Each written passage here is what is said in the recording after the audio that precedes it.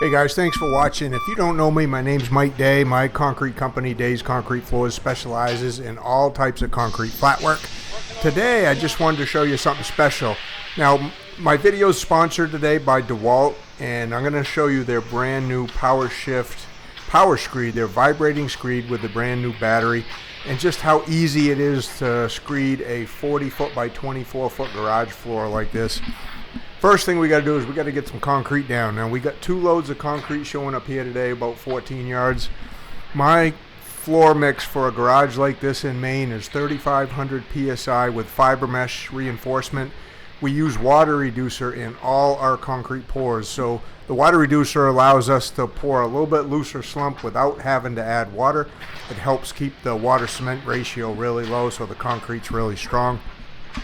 And then we're going to get this thing poured, and Darren and Luke will stay here and finish this today. They'll power trowel it really nice and smooth. They'll saw cut it today, so the floor gets completely done today.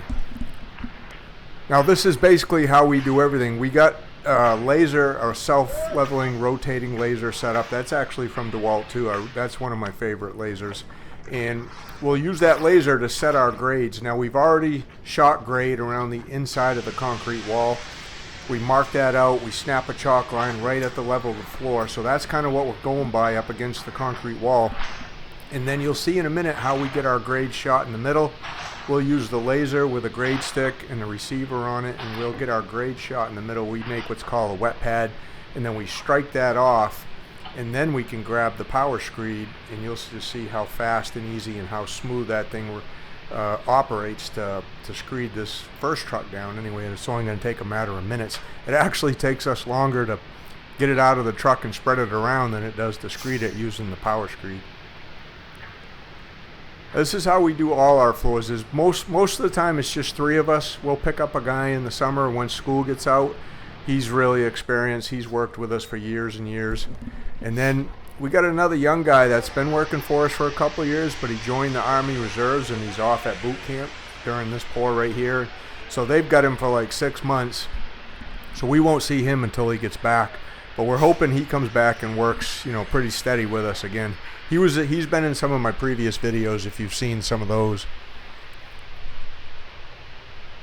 So we expect this truck to go just about halfway, if not a little bit more than halfway.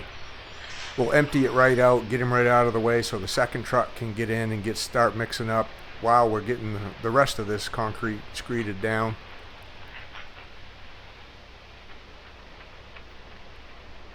You can see how nice and easy and flowable that mix is using the water reducer. That comes normal in all our mixes. So once we get it all leveled out like this, a couple guys will go around with what we call mag the edges to the chalk line, get all our outside grades magged out, give us a pad to go by on the outside. And then Luke just shot the wet pad in the middle. And then we'll just grab our hand screed. We'll use a 14-foot screed and screed a little bit of what we call a wet pad right in the middle like that. And most of the garages we do, that slopes from the back of the garage out the garage doors, and most of the garages we do. And in a garage like this, it would probably be an average slope would be about 3 inches from the back to the front. Now that's definitely the builder's and the homeowner's preference. The preference in this one was to have minimal slope. And there it is right there. That's the DeWALT Power Screed. Now you can use multiple different companies' boards with this. We happen to be using the company you see right there. It's a 14-foot rod. We already had it, which was a bonus. And then you just hook the DeWALT screed right to it. It bolts right to it really easily. You can see how easy that operates right there. Just give it I'm not even half throttle right there, and you can see how fast I'm getting that bay down. That bay is probably 14 foot by 20 right there. And I didn't time it out, but I bet it took just about a minute to do that. And then we just set it over, and we got the second bay to do, and then the first truck's done. We just bull load it, and that's done. And we'll back that second truck in. I would say, now I haven't weighed this thing, but I would say just by picking it up, setting it down, it's in the 40s with the board on it. So maybe around 45 pounds total. So it's not too bad for lugging around, really. And what I'm looking for is, if you can see, if you look at each end of the screed board, if you can see that leaving that line, that means in a nice even line, not thicker or thinner in spots.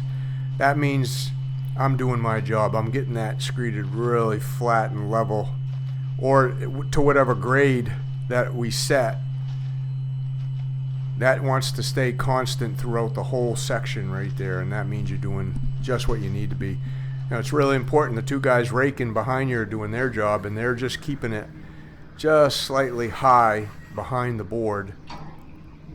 And that makes the guy's job pulling the screed back a lot easier.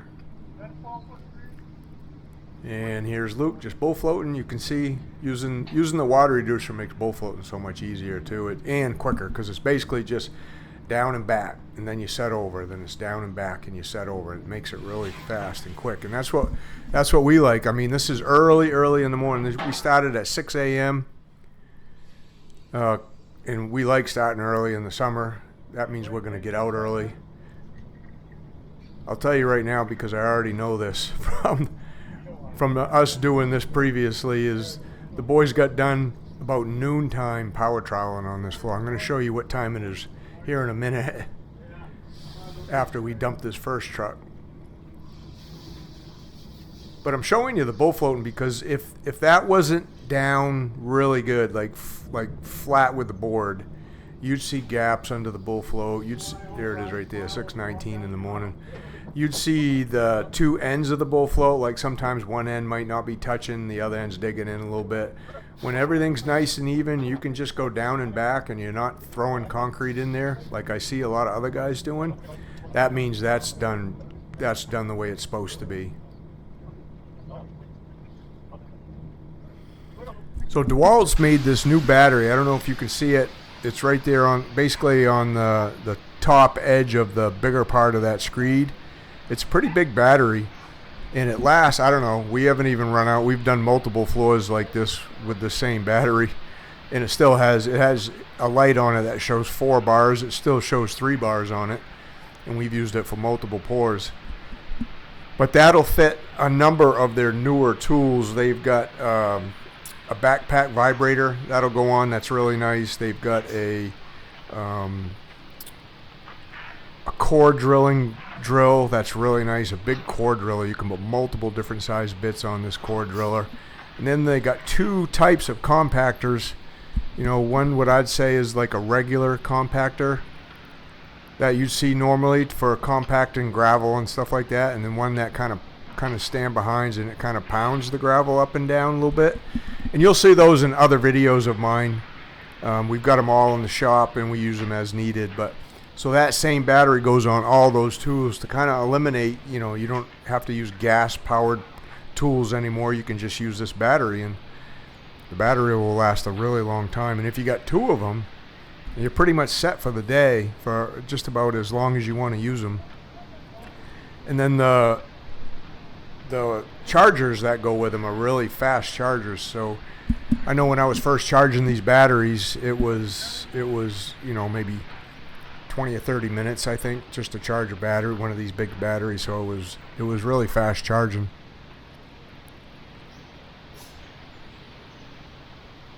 This is how we like to pour out our floors. You know, if we can tailgate them like this, we'll back the truck right in. We'll tailgate the truck right out. We don't have a lot of front dump concrete trucks here in Maine. With this company that we use, they're starting to get some, but they don't have too many. And then there's another company we use a lot of, and they have mostly all rear dumps too. So we're stuck with unloading concrete, tailgating concrete like this, where I control the chute, I control the speed at which we dump it at, and moving the chute back and forth. So I mean, in some ways it's a little bit quicker than just having the driver do it. When we have front dumps, the driver tends to go a little bit slower, and then he moves the chute at a rate where it doesn't necessarily fill up the area enough, and he's got to go back over the same area. So it's generally a little bit slower actually than how we do it. But the way we do it takes a guy to hold the chute. So here we are. Luke's right there in front of you. He's magging to the chalk line. Darren just made another wet pad, and then we can screed our center pad just like that.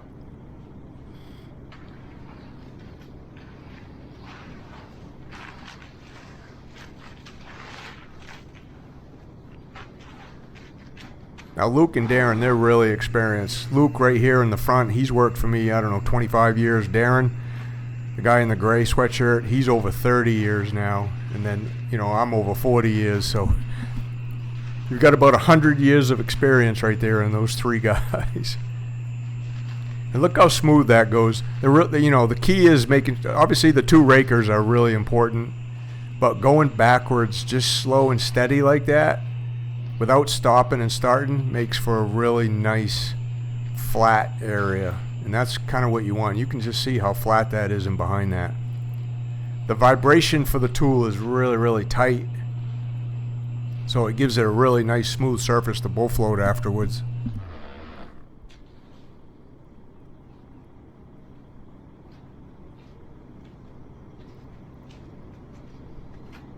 Now we're pouring, I don't know, this is probably like 6.5, 7 slump. This is a normal everyday floor pouring slump for us with the water reducer in it.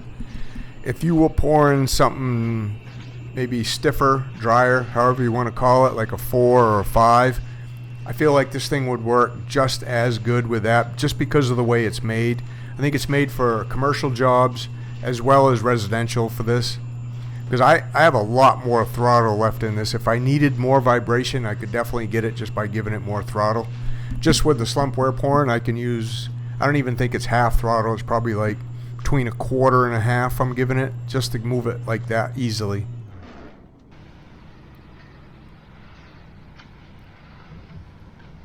Yeah, you can see how nice that looks. There's the laser right there in the receiver.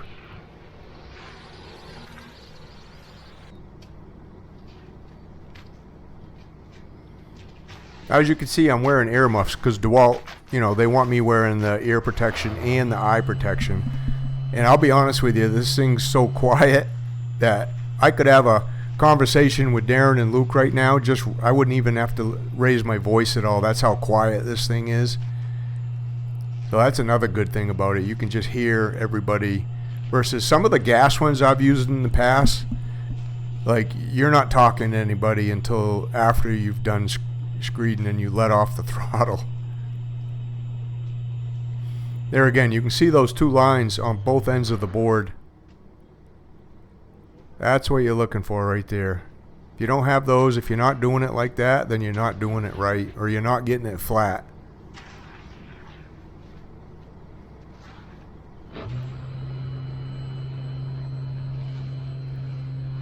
So again, let me know what you guys think. Do you already have a Power Screed, number one? And if you do, you know, what kind do you have? Are you looking to have one? Are you looking to buy one? Is that why you clicked on this video? I'll have a link for that down in the description below, and you can just go check it out there. I like the triangular boards like this. The L board will fit it too. There's basically two different types of boards you can put on these screeds. I like the enclosed triangular ones just like this. This is our preference. And then there we are, just checking the garage doors, making sure everything's perfectly flat right in there. No dips or humps right in front of the doors. And then that's going to do it for that. So I'm going to let you guys listen to the rest of the video, but leave me a comment down below if you want more information for this. You know, just shoot me an email or ask me a question in the comments, and we can talk about it down there.